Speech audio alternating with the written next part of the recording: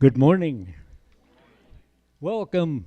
Welcome to this virtual and in person service of the Idaho Falls Unitarian Universalist Church on this beautiful fall 13th day of October 2024. One more beautiful day.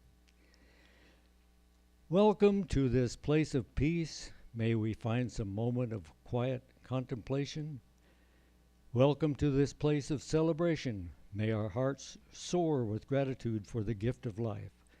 Welcome to this place of sacred love. May we gently hold all that is broken here.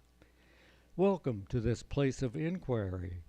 Here, may we be challenged to open our minds and hearts ever wider. Come into this place of community. May we, together, draw the circle of love and justice ever wider.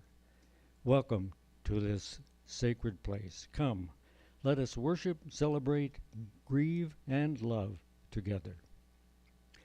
If you are watching online, please sign into the chat box so that we may know who is attending, and it will enable you to send in your joys and concerns. I'm Ron Goen, and I will be assisting Reverend Kevin Carson in the service this morning, along with Jessica at the piano and Vic at the computer. Announcements. The big one, well, first of all, please silence your cell phones. After the service, we will have our second Sunday potluck downstairs. Please write your joys and concerns on a slip of paper back there in the back.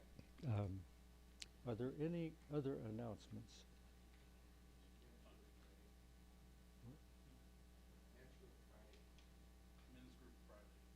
Men's group this coming Friday. Okay. That was that last Friday?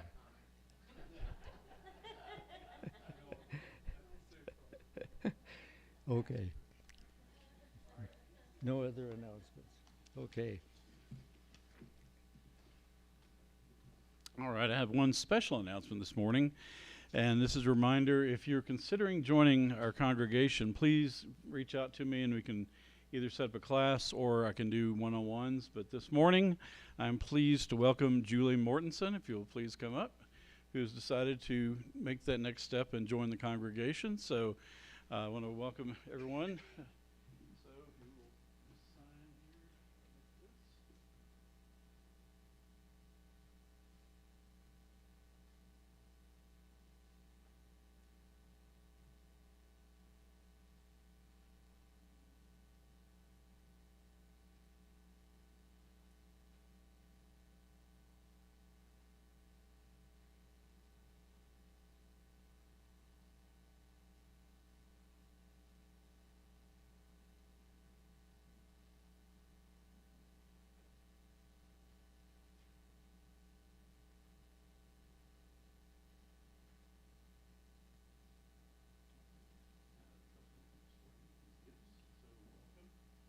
Julie Mortensen. If you haven't had a chance to meet Julie, please make sure you catch up with her after the church.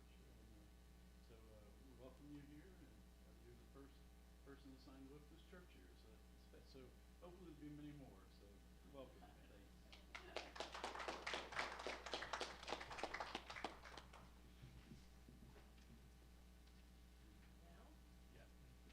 Want to invite Julie up? Judy. Hi. What do I do? There. Okay. I am here to tell you why I pledge. So I jotted some things down last night, and then I read them a little later, and I changed it. And then I did that about 3 times, and it wasn't very long. And today I just made a list that would make me remember. So I want to tell you about my search for a church, which started in Ogden, Utah. And a friend of mine that I taught school with at middle school said, you need to come down to the UU group. And they were not yet really fully a church, but they'd been they'd been using the YWCA, a big major room for their chapel. And it was very warm and friendly. A lot of people from Weber State who were involved with it, and a few families. We even had little Sunday school, remember? Those little things, they'd go upstairs and stuff. Now we still have a stalwart that goes upstairs. So that's good. So anyway, I went to a program, and I was kind of amazed, and I thought, well, this is really comfortable. And so I kept going, and then eventually, in several years, they became a true church. And we all got in this big circle and walked around and signed the book, and famous Ogdenite people were there to wish us well. And all was just the way it was going to be probably for a while. So my search was the YWCA. We become a full church, and eventually we think we need our own church. So the search changes to search for church. And anyway, we purchased a church, and then I came up to Idaho Falls, well, not to Idaho Falls, to Island Park in '97, and they wanted their own church, and they couldn't find one. They found one, they moved in, and they were there for a few years. I never even attended church there because I was always up here. I came here a couple of times, but it was a long drive from Island Park. But I did hear several famous people speak that I came for on purpose. Well, eventually that was too big, and so they moved out. So right now they're renting again at the Presbyterian Church. The Presbyterian Church has a lot of kind of iconic things in their church, and it was a secondary chapel, but some of the UUs kind of removed some of that stuff, and I don't know, maybe it made them mad. But they're warm people. It's a very nice Presbyterian church. I'm sure they get along now. But so there are people searching for where is the church now. In the meantime, I got called to help my daughter, who was a school teacher. She and her husband teach high school, and they had two small children that were less than 5. So they needed help during the day, and we went down there. And I searched for the church there, which was First Church in Salt Lake on 13th East. And that was a delightful time. We worked in the primary children's, and so, you know, we talked about everything. The Reverend was amazing. And all along, I was pledging a little here, a little there. If I was in a place that we called UU, I was part of the pledge giving. And I realized I started quite small, but we had a family. We weren't rich, and I gave what I could, and I felt that way for a long time. And then we came down to Idaho Falls to live. We were through with helping the grandkids. They were in school. And we lived through COVID, the terrible political situation in the state, and we're still full of questions. And we love Idaho Falls. And I give more pledge here than I have anywhere else because we need to share what we have here, which is a treasure. It's not just all of you, but it's you and you. And we can only do what we can do. And sometimes we can't do much. But start small, add a little, and make a difference, because it's a great place to be anytime. Why not?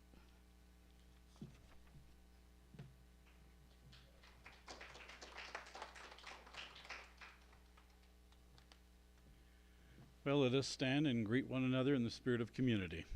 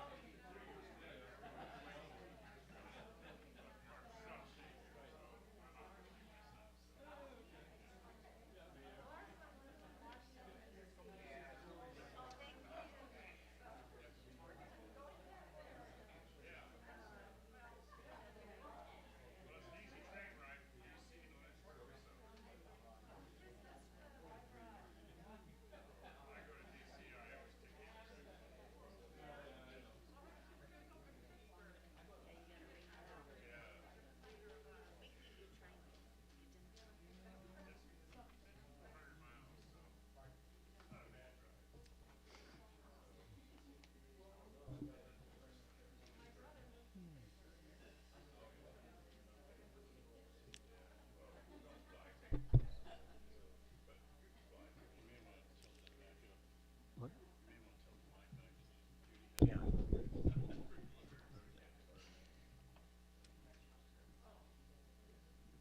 Now let us prepare ourselves for worship. Calm our hearts, our minds, our breathing. Breathe deeply in and out, listening to your breath as I ring the peace bowl 3 times.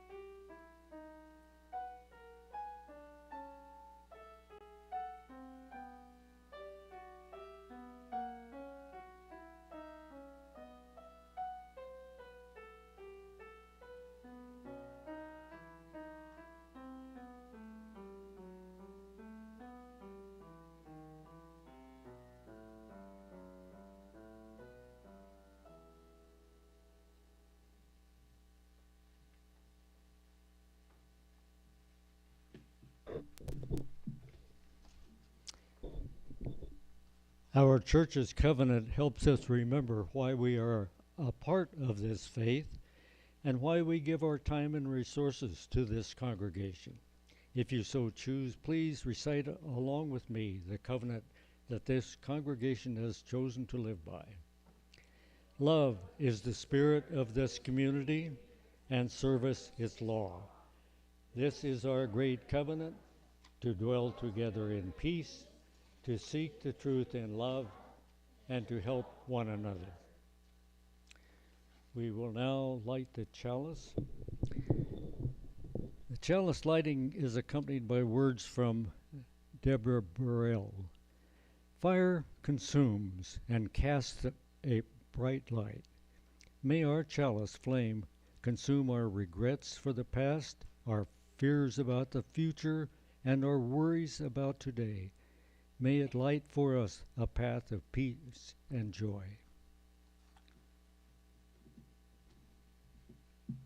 Good morning. Our call to worship this morning is a prayer from Thich Nhat Hanh.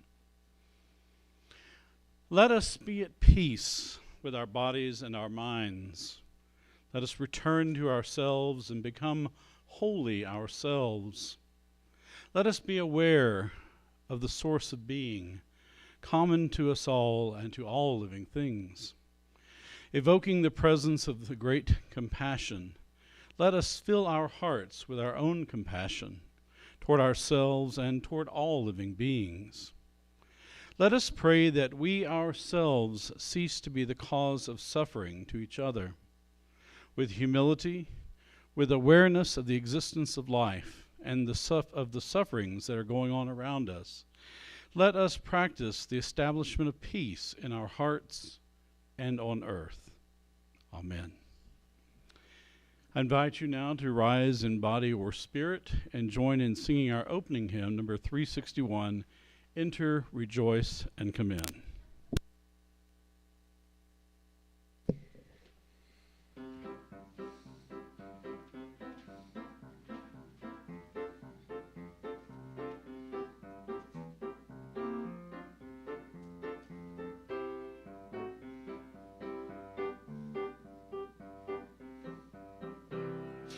Enter, rejoice, and come in. Enter, rejoice, and come in. Today will be our joyful day. Enter, rejoice, and come in. Open your ears to the song. Open your ears to the song. Today will be our joyful day. Enter, rejoice, and come in. Open your hearts, everyone. Open your hearts, everyone. Today will be our joyful day. Enter, rejoice, and come in. Don't be afraid of some change. Don't be afraid of some change. Today will be our joyful day. Enter, rejoice, and come in. Enter, rejoice, and come in. Enter, rejoice, and come in. Today will be our joyful day. Enter, rejoice, and come in.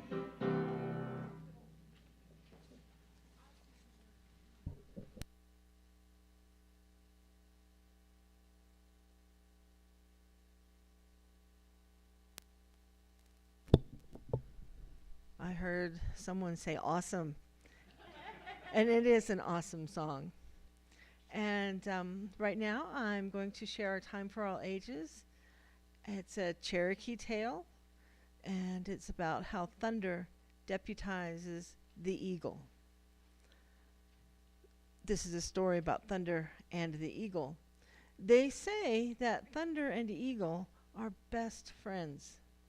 Long ago, thunder spoke to every wild creature, everything that flew or everything on four legs, and to the eagle especially, he said, I appoint you, eagle, ruler.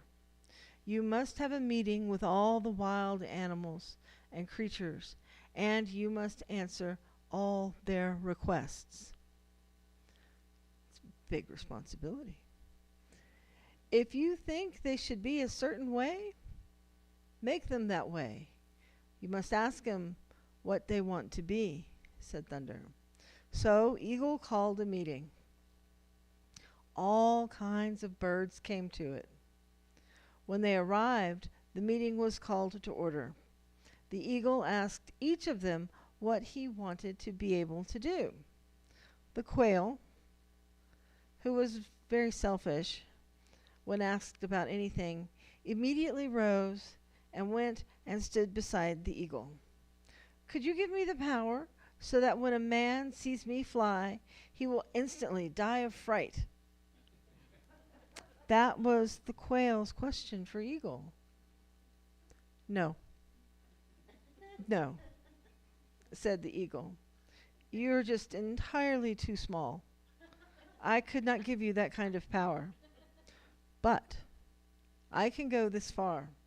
I can let you fly, and when a man hears you fly, he will become frightened. That's what Eagle told Quail.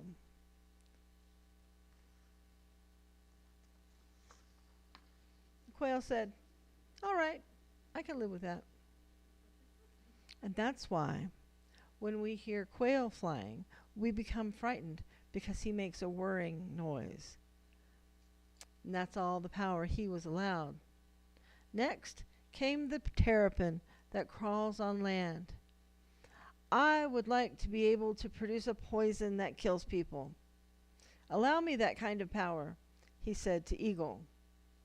"No, no," said the eagle. "You are entirely too slow and too small." Thunder and Eagle had a conference because Thunder was the ruler of all the earth and heaven, and that's why he appointed his best friend a ruler of the earth. The things I remember about the doings of the eagle is that he gave a power to the chickadee. The chickadee was given a power to be something like a fortune teller among the people, in that he could go where the people were, and if they were going to have visitors, he could inform them ahead of time. This could be done by flying to a tree near them and singing a joyous song. "Would you give me that kind of power?" asked the chickadee. "Yes, that's a good power." So he was given that power.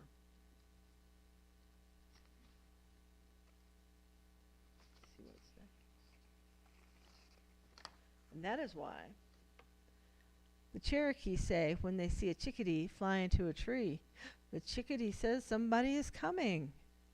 That's the power that was given to him, they say.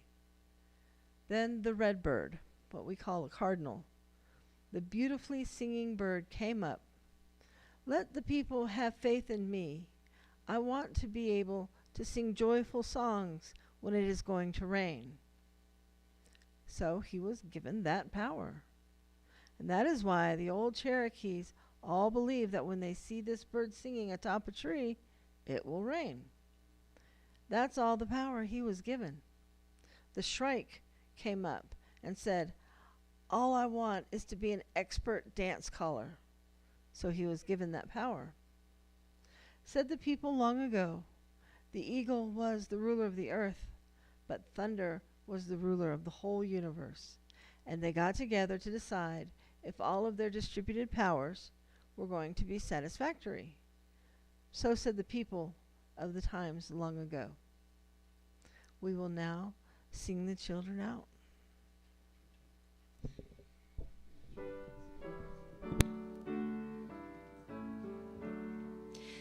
As we leave this friendly place, love give light to every face.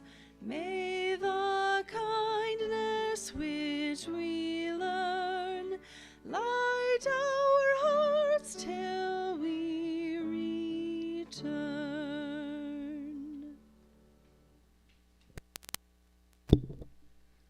We will now share the joys and concerns and light a candle for each of them. Are there any joys and concerns? Okay. It is. It is on. The first joy is from Karen Schaefer.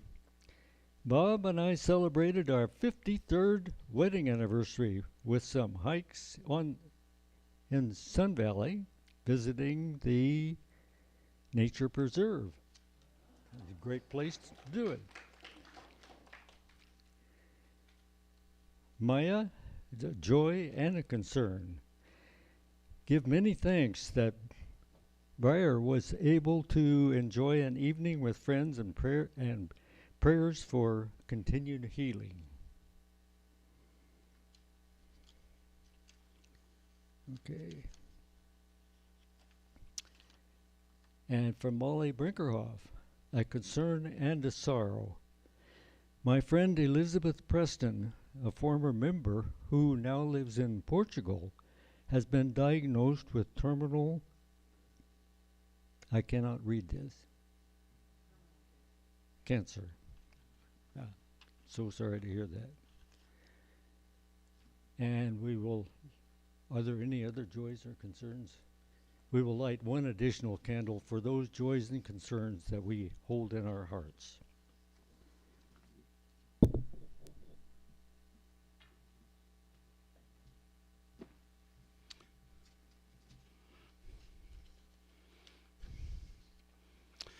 Our reading this morning is a story of generosity during the Great Depression, and it comes from a sermon by the Reverend Jane Rzepka, a former minister of the UU Church in Reading, Massachusetts.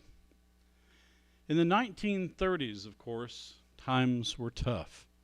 At that time, our church members were accustomed to pledging 25 cents a week, 50 cents, or $1. During the 1929-30 church year, all the church members fulfilled their pledges of $13, $26, or $52. But as the Depression continued, our ledger books began to show a tiny numbers at the bottom of each page.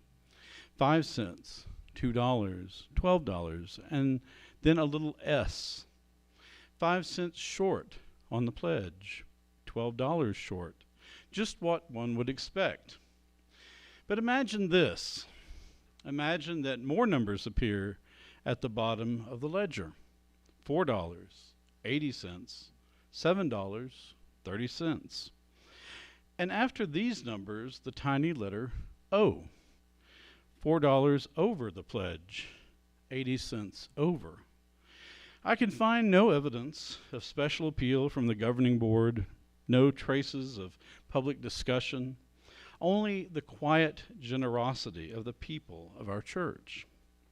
I read lots of historical material this week, but nothing touched me more than the dusty ledger book from the 30s, from high up on the shelf. In our church during the Depression, for every pledge that had to fall short, one of many generous people overpaid his or her pledge to compensate. I love the history of this church. Gandhi was never a member. Mother Teresa never belonged either. Just regular folks. They dedicated their babies. They worshiped. They reached out to do their part in the world. They cared for one another. They kept this place going. They tried to live their best lives. A long time ago, Samuel Eliot stood on our corner here on Summer Avenue and Woburn Street and dedicated this church. He said, "My friends, let us not forget that the church of the Spirit must be forever building. You are linking your personal religion to the spiritual life of this whole community. And in this high endeavor, I bid you Godspeed. So may it ever be." An offering to support the mission of this church will now be given and gratefully received.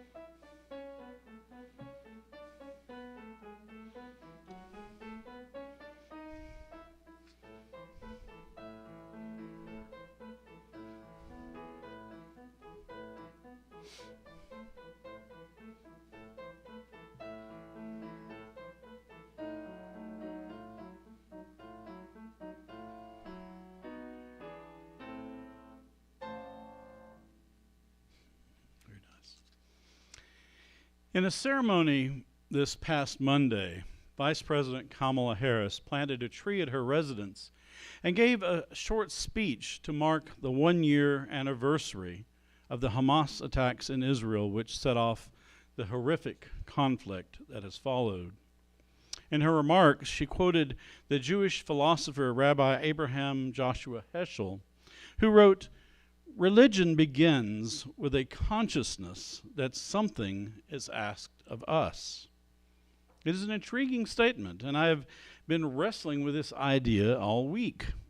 I have long imagined religion as the way we express our spirituality.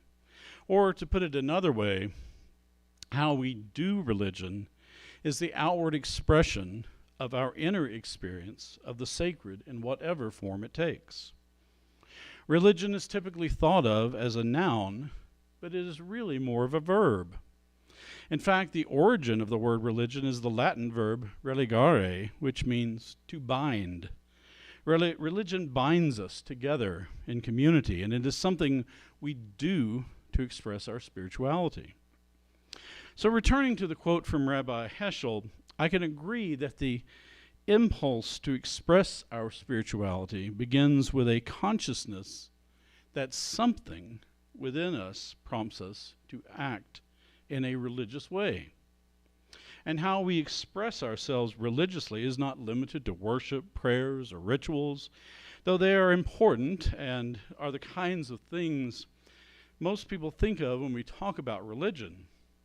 But it can include simply coming together as a community to share a meal and swap stories, joining forces to do the work of justice, or even just sitting quietly in the forest to contemplate nature. I believe human beings have an innate spiritual yearning, and it is important that we express these feelings if we want to live the fullest life available to us. So how we interpret what is asked of us depends on our individual experience of the sacred and our understanding of the cosmos and our place within it. If you have found your way to this Unitarian Universalist congregation, you have come to realize the importance of traveling the spiritual journey among fellow seekers, and you appreciate the importance of having a spiritual home to support your search for truth and meaning. Every Sunday, we recite our covenant statement to remind ourselves that love is the spirit of this community, and that as we seek the truth in love, we are here to help one another. And we are not only a community for those who've already found their way here, we are an important voice for liberal religion in eastern Idaho. Our community has much to offer. So what do we ask from you?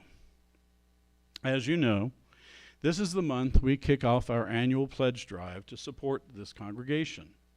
And each Sunday, someone will be telling you why they feel it is important to donate. At the request of the board, today I am preaching what is sometimes called the Sermon on the Amount to emphasize the importance of your financial support. We are a community that is entirely dependent on the generous support of our members and friends if we are to remain a vital and important presence in Idaho Falls and the surrounding region. We do not receive any funding from any national source. We depend on your donations to fund everything we do, including having a professional minister and a small staff, keeping the building in good repair and functional, paying for special programs, helping to support our Unitarian Universalist denomination, and occasionally contributing to other organizations in the larger community. If I ever win the lottery, I will be sure to make a huge contribution to this church. But given the odds of that happening, that is not something we can plan on. We need to continue to rely on our annual pledge drive for the foreseeable future. We are not a church that requires our members to commit to tithing 10% or any other amount. Nor are we a faith tradition that speaks about laying up treasure in heaven through our earthly deeds or generosity in the hopes of securing a good seat in the afterlife. And if you're visiting us for the first time today, rest assured that we are not a church that is focused on raising money for its own sake every week. We do have a collection each week, like other churches, but this is the only Sunday you will likely hear me preach about fundraising all year. But we do need your generous support. Our faith is rooted in the real world, and the work we hope to accomplish takes time, effort, and money. We need volunteers to serve on the committees that do the ongoing work of the church. We need people to bring food for our shared meals and for those who need our help from time to time. We need people to show up and staff our booth at the local Pride and other events to help raise awareness about us in Idaho Falls and in the surrounding communities. And we need your donations to pay for the things I have already mentioned. Some of us can afford to pledge more than others, and if you can, please be generous. But if you can't, that's okay. There are many ways to give back to this church, though today we are focused on our pledge drive. At our denomination's annual General Assembly this past June, the delegates from our congregations across the country voted to approve a new statement of values that is included in the bylaws that govern us at the national level. Those values are equity, generosity, interdependence, justice, pluralism, and transformation, centered around love. It was a revision of the older 7 Principles language, which many Unitarian Universalists still hold dear. And for the first time, generosity was called out as being something fundamental to our faith. The full text under the heading Generosity elaborates on this value, saying, "We cultivate a spirit of gratitude and hope. We covenant to freely and compassionately share our faith, presence, and resources. Our generosity connects us to one another in relationships of interdependence and mutuality." I think there's a lot packed into this brief description of our value of generosity, and it speaks to why our pledge drive is so important to this church. So let me unpack this a bit. The statement begins, "We cultivate a spirit of gratitude and hope." I could argue that this is the main reason all of us are here: gratitude and hope. Gratitude for the gift of life and the beauty and wonder we experience in the world, and hope for making this a better and more just world for all creatures. It is a simple statement that rejects the status quo of inequality, bigotry, and other social evils, and replaces it with a faith in the power of gratitude and hope. The next line says, "We covenant to freely and compassionately share our faith, presence, and resources." Covenant is an old-fashioned word that you hear a lot in UU circles in recent years, and we can think of this as a promise we make to each other and ourselves as a people of faith. By promising to freely and compassionately share our faith, presence, and resources, we are making a commitment to give some of our time, effort, and money to the work of creating the beloved community. Life has plenty of other demands on us for all three, but we are acknowledging that what we do together in this church community is important too. It is worth our investment. The last part of the statement says, "Our generosity connects us one to another in relationships of interdependence and mutuality." It is admittedly a bit redundant because it uses the words connects us, interdependence, and mutuality to describe the importance of our relationships based on generosity. I think the authors who crafted this statement were trying to emphasize an important point about letting our generosity flow freely into a world in need. It reminds me of a common saying from one of my favorite liberal Christian theologians, the late Bishop John Spong, who used the expression love wastefully to describe his approach to living according to the teachings of Jesus. Being generous in giving of our time, effort, and money into creating the beloved community is a way to love wastefully without expecting something in return, though we certainly benefit on many levels. 70 years ago, in early 1954, a small group of folks in Idaho Falls reached out to what was then the American Unitarian Association in Boston about the possibility of establishing a new fellowship here to serve their small community of liberal-minded spiritual seekers. The Reverend Frank Ricker was sent here to conduct a local survey to evaluate the possibility and help organize the effort. Their application was approved on April 7th, 1954. The original name of this congregation was the First Unitarian Fellowship of Southeast Idaho, and they began meeting in private homes before meeting at the YMCA and other locations over the next several years. Those were some bold and dedicated folks who recognized the need for our liberal voice in this community.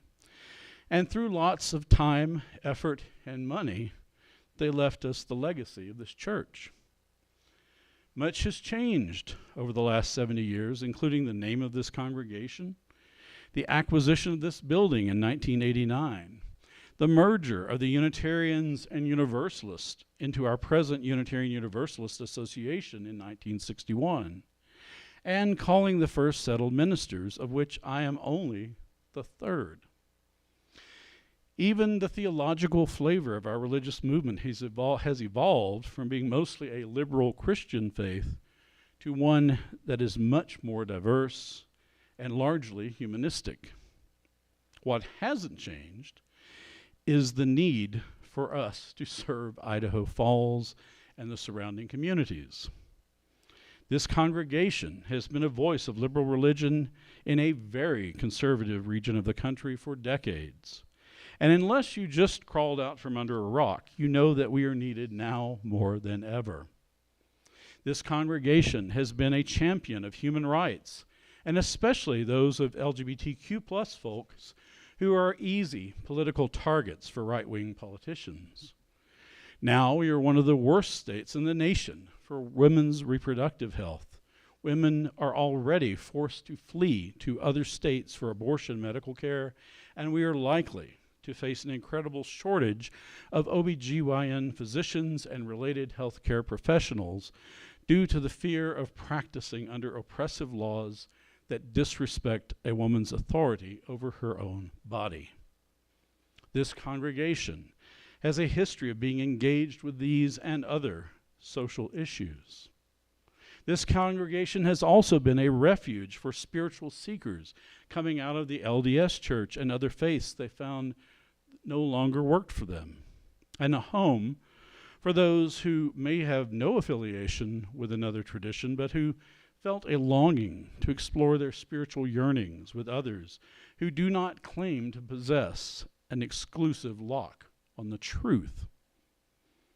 I don't know how the election will turn out in a few weeks, but no matter what, we can be certain that Idaho will continue to suffer from extreme right-wing ideology in state and local government, and will challenge the values we hold dear. These are not the values of love and inclusion we embrace as Unitarian Universalists, and our faith does not allow us to sit by quietly and do nothing while our neighbors suffer. We may be facing tough times ahead, but like the folks in the story I shared about one of our congregations during the Great Depression, a faith community has the incredible means to support each other in difficult times. This congregation is important, and I urge your generous support.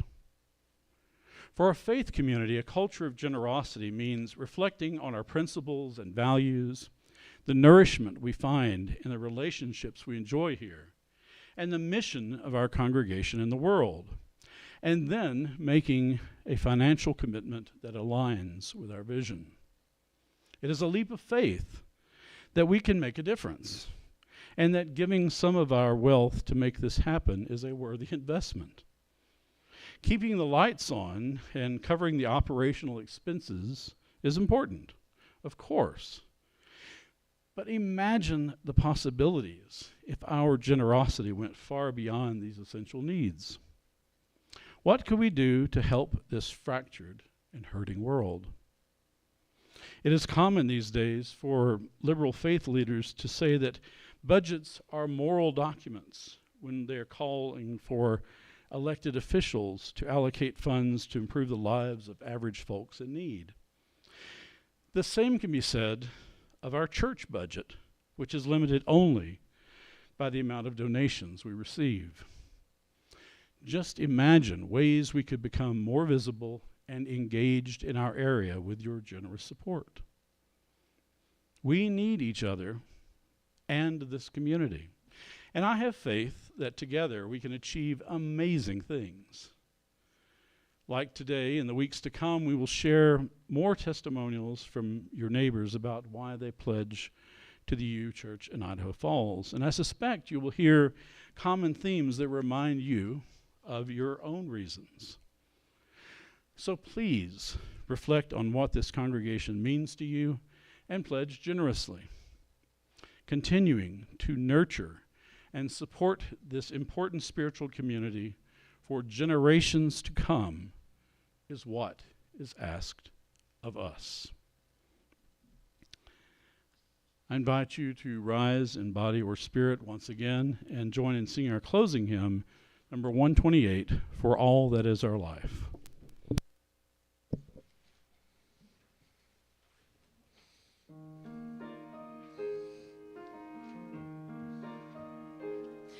For all that is our life, we sing our thanks and praise. For all life is a gift which we are called to use to build the common good and make our own days glad.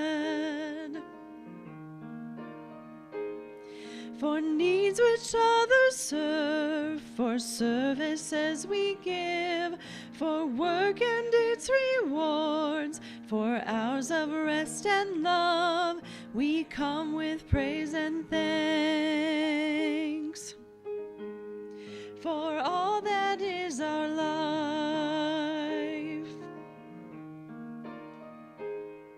for sorrow we must bear, for failures, pain, and loss, for each new thing we learn, for fearful hours that pass, we come with praise and thanks. For all that is our life, for all that is our life, we sing our thanks and praise. For all life is a gift which we are called to use to build the common good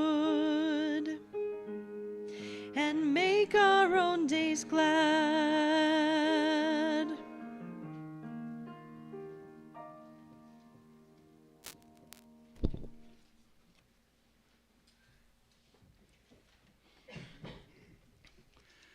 Our closing words are the poem Gratitude by Mary Oliver.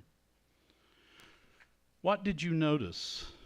The dew snail, the low-flying sparrow, the bat on the wind in the dark, big-chested geese in the V of sleekest performance, the soft toad, patient in the hot sand, the sweet, angry ants, the uproar of mice in the empty house, the tin music of the cricket's body, the blouse of the goldenrod. What did you hear? The thrush greeting the morning, the little bluebirds in their hot box, the salty talk of the wren, then the deep cup of the hour of silence. When did you admire? The oaks letting down their dark and hairy fruit, the carrot rising in its elongated waist, The onion, sheet after sheet, curved inward to the pale green wand. At the end of summer, the brassy dust, the almost liquid beauty of flowers. Then the ferns scrawled black by the frost. What astonished you? The swallows making their dip and turn over the water. What would you like to see again? My dog, her energy and exuberance, her willingness, her language beyond all nimbleness of tongue, her recklessness, her loyalty, her sweetness, her strong legs, her curled black lip, her snap. What was most tender? Queen Anne's lace, with its parsnip root, the everlasting in its bonnets of wood, the kinks and turns of the Tupelo's body, the tall blank banks of sand, the clam clamped down. What was most wonderful? The sea and its wide shoulders, the sea and its triangles, the sea lying back on its long athlete's spine. What did you think was happening? The green beast of the hummingbird, the eye of the pond, the wet face of the lily, the bright puckered knee of the broken oak, the red tulip of the fox's mouth, the upswing and the downpour, the frayed sleeve of the first snow. So the gods shake us from our sleep.